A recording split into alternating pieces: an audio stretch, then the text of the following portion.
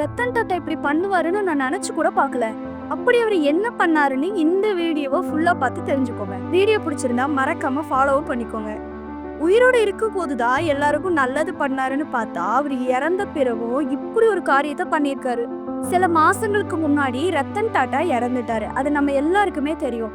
அந்த டைம்ல எல்லாரோட மனசுல இருந்த ஒரே கேள்வி என்னன்னா, அவரோட சொத்து எல்லாம் யார் எடுத்துப்பாங்க.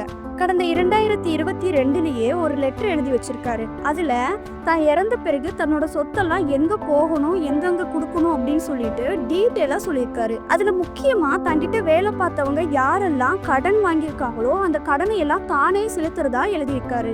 அது மட்டும் இல்லாம ரத்தன் டாட்டா தன்னோட சமையல்காரரான ராஜன் அப்படிங்கிறவருக்கு 1 கோடி ரூபாய் எழுதி கொடுத்திருக்காரு. இந்த சமையல்காரர் கிட்ட தான் டாட்டாவோட டாகான டிட்டோவை பாத்துக்கிற பொறுப்பு ஒப்படைக்கப்பட்டிருக்கு. அண்ட் அந்த டாகுக்கு 12 லட்சம் ரூபாய் பணமா எழுதி வச்சிருக்காரு. அண்ட் அவர் வீட்டுல நீண்ட நாளா வேலை பார்த்துட்டு இருந்த சுப்பையா அப்படிங்கிறவருக்கு 66 லட்சத்தை எழுதி கொடுத்துட்டு 36 லட்சம் அவர் வாங்கின கடனையும் தள்ளுபடி பண்ணியிருக்காரு.